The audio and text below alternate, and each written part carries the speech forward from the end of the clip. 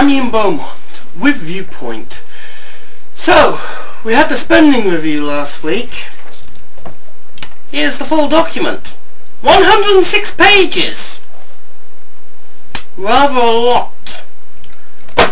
Took me a while to go through, but basically, the key points I will disseminate over the next week or so as part of this, and the first one I'm going to talk about is the BBC. Basically, it was reported the day before the announcement and confirmed on the announcement.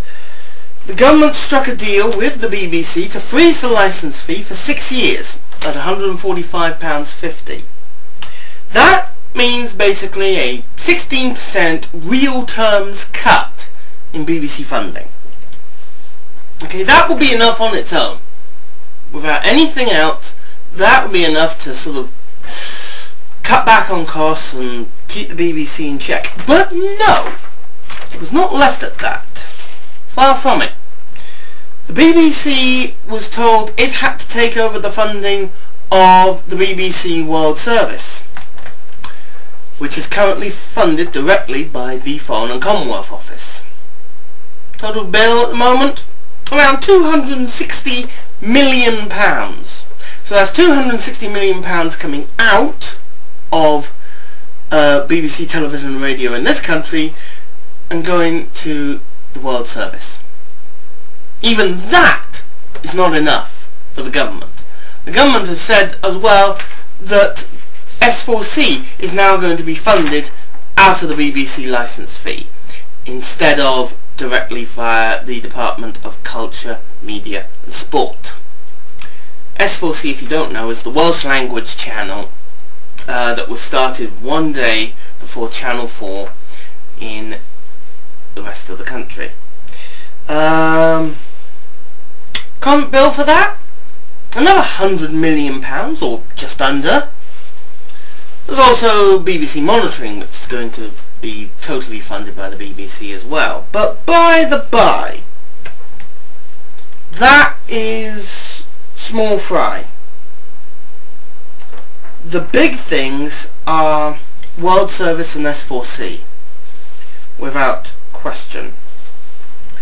Also, the day before all that was announced, Culture Minister Ed Vaizey piled on the pressure, saying he expected the corporation to underwrite the rollout of DAB digital radio, a process that could cost another, wait for it, £150 million. Do you know what all this adds up to?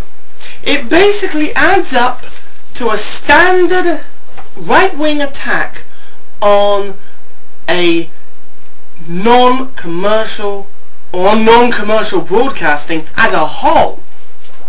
Not just on the BBC, on S4C as well. In fact, S4C themselves said on the same day they will launch a judicial review of the decision to effectively merge it with the BBC. In fact,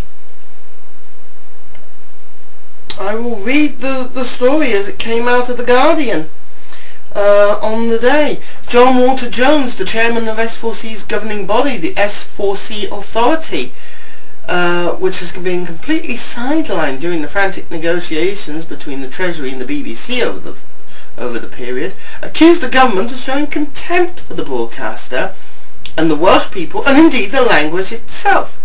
The S4C authority faces extinction if the government plan is implemented.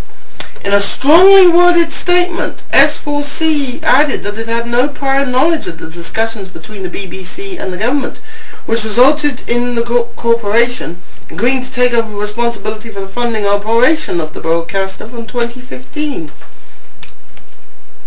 Jones said, "I was informed of these ill-conceived plans by Culture Secretary Jeremy Hunt and was told it was a non-negotiable agreement only after they were leaked on the BBC last night.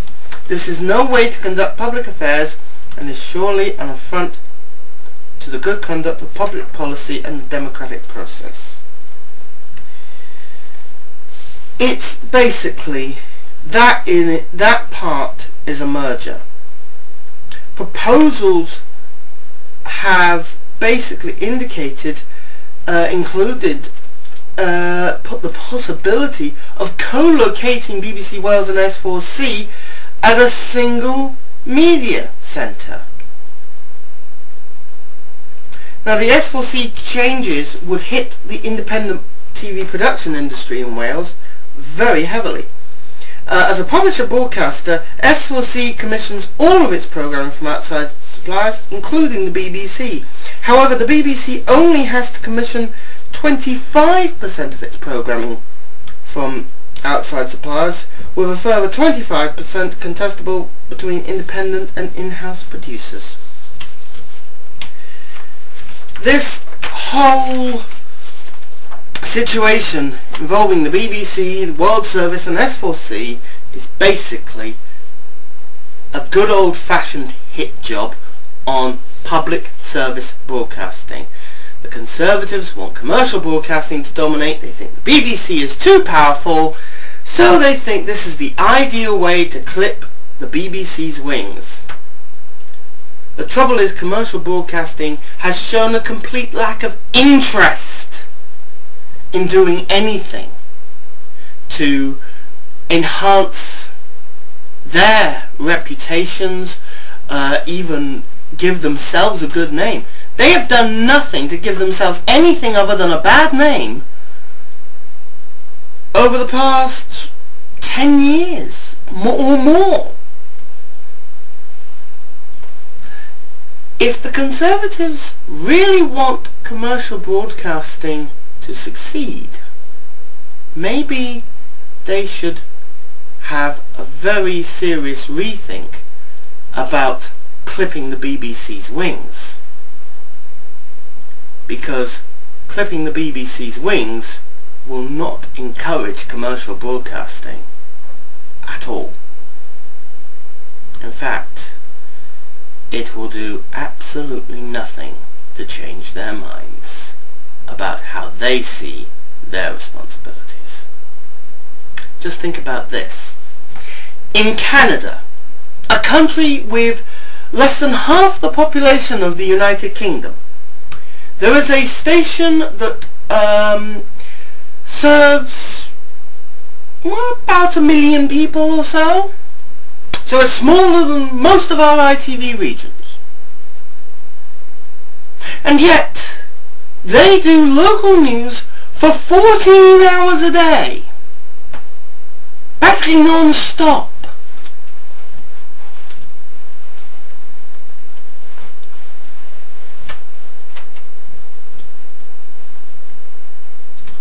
Even a major city like Vancouver, there's a station there that does local news for 7 hours a day, all through the day, from 5:30 in the morning, the morning news starting then, to the last bulletin ending at midnight.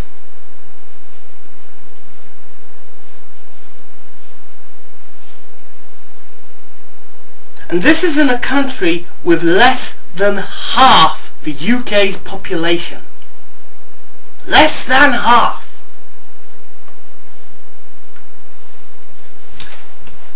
Shall I tell you why commercial broadcasting in this country is failing?